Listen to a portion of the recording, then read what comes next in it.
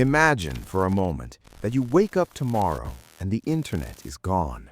Wikipedia deleted. Every hard drive, every cloud server, every digital record of the last 50 years wiped clean. We would lose the cure for diseases. We would lose the blueprints for our cities. We would lose our history, our music, our collective memory. This sounds like science fiction, but 2,000 years ago, it actually happened. It stood on the shores of the Mediterranean, a city of white marble and golden ambition, Alexandria, the crossroads of the world, and at its heart was not a palace nor a fortress, but a library. The Great Library of Alexandria was more than a building. It was the brain of the human race. It was the first serious attempt to gather all the world's knowledge under one roof. For centuries, scholars have asked the same haunting question. When the library fell, did it set humanity back 1,000 years? Did we lose the steam engine? Did we lose the secret to space travel? Did we lose the true history of the human species? Today, on Era by Era, we open the lost archive. We are going to find out what was really inside, how it was destroyed, and what secrets went up in smoke. To understand the loss, we first have to understand the scale of the collection. The library wasn't built by peaceful librarians. It was built by a dynasty of Greek kings ruling Egypt, the Ptolemies, and they were obsessed. Ptolemy II didn't just ask nicely for books, he hunted them. There was a law in Alexandria. If you arrived by ship, your books were confiscated. Scribes would rush aboard, seize any scrolls they found, copy them, keep the originals for the library, and give the cheap copies back to the owners. They were ruthless. There is a famous story that the king of Egypt borrowed the original plays of the great Greek tragedians, Aeschylus, Sophocles, Euripides, from Athens. He paid a massive fortune as a security deposit, promising to return them. But once he had the originals, he decided to forfeit the deposit. He kept the originals and sent the copies back. He essentially stole the crown jewels of Greek literature. Through theft, purchase, and conquest, they amassed a collection estimated at anywhere between 40,000 and 700,000 scrolls. So what was on those shelves? This is where the story gets painful. We tend to think of the ancient world as primitive, but inside the library, the Industrial Revolution was already whispering. We know that a brilliant engineer named Hero of Alexandria worked there. He designed automatic doors. He created the world's first vending machine. You put a coin in and holy water came out. But most shockingly, he built the Eovipole. It was a metal sphere filled with water, heated by fire. As the water boiled, steam shot out of two pipes, causing the sphere to spin rapidly. It was a steam engine. Hero treated it as a toy, a curiosity for parties. But if the scholars of the library had connected this toy to a piston, to a wheel, to a cart, we might have had steam trains in the time of Julius Caesar. Why didn't they? Maybe the missing link, the scroll that connected the physics to the engineering, was lost in the fire. Then there was Aristarchus of Samos. 1,700 years before Copernicus, Aristarchus walked the halls of the library and proposed a radical idea. The Earth is not the center of the universe. The sun is, and the Earth revolves around it. We know he wrote a book detailing this theory, but that book is gone. It vanished when the library fell.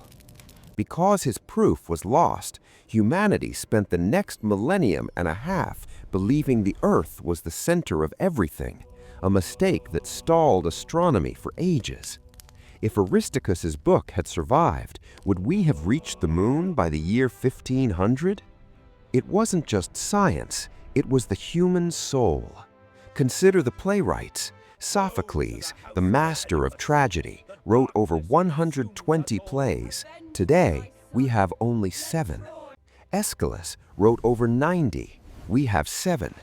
Euripides wrote 90. We have 19. Imagine if in the future the only Shakespeare play that survived was The Merry Wives of Windsor, and Hamlet, Macbeth, and Romeo and Juliet were just names on a list. That is the reality of our ancient history.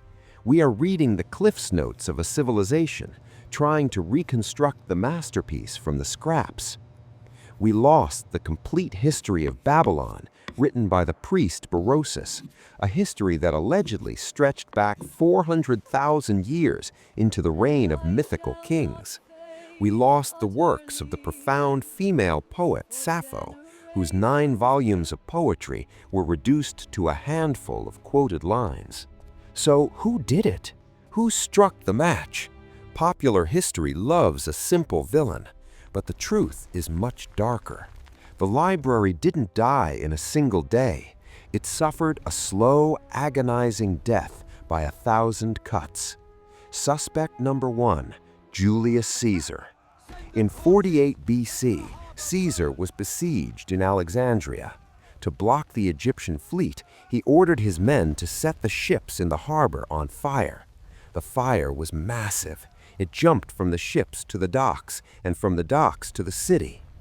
Ancient historians tell us that 40,000 scrolls stored in warehouses near the harbor turned to ash. Was this the library, or just an overflow storage depot? Historians debate this, but we know the library survived Caesar because scholars continued to work there for centuries. Caesar wounded the beast, but he didn't kill it. Fast forward 300 years, the Roman Empire is collapsing. The Emperor Aurelian is fighting to retake Alexandria from the rebel queen Zenobia. The fighting was brutal. The Bruchion, the royal quarter where the library stood, was smashed. It was a war zone.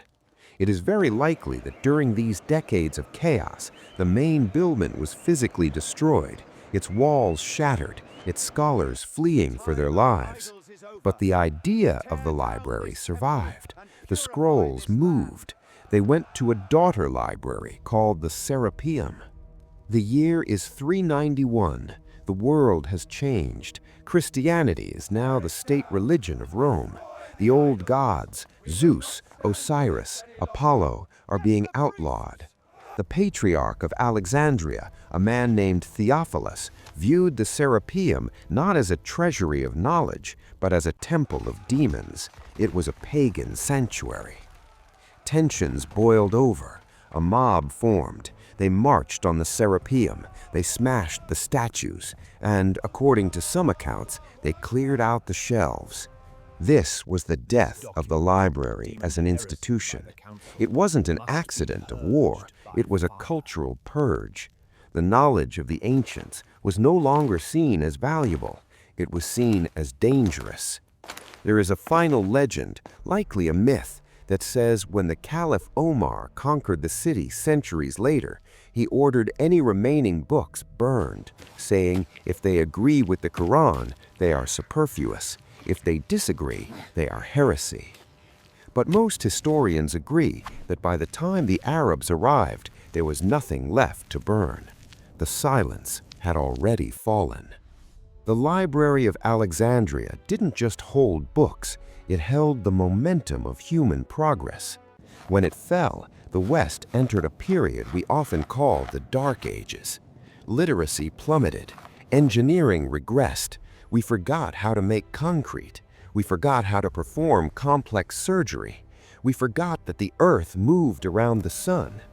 It would take Europe 1,000 years to recover the level of scientific sophistication that existed in that white marble hall in Egypt. But not everything was lost. Before the fires, scholars had made copies. They had traveled to Baghdad, to Constantinople, to the monasteries of Ireland. The knowledge fragmented.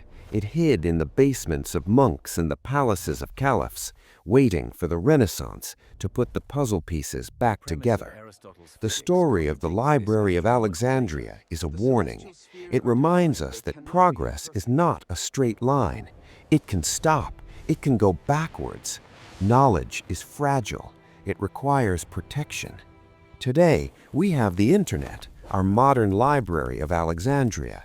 But are we safer? Or are we just one solar flare, one cyber war, one magnetic pulse away from our own great fire? The ancients thought their knowledge would last forever, carved in stone and written on papyrus. They were wrong. It is up to us to ensure that our story doesn't end in smoke. What do you think was the single greatest loss from the ancient world? Was it the star charts of the astronomers or the lost tragedies of the poets? Let me know in the comments below. If you want to explore more lost worlds, make sure to watch our video on the Babylonians' lost science right here.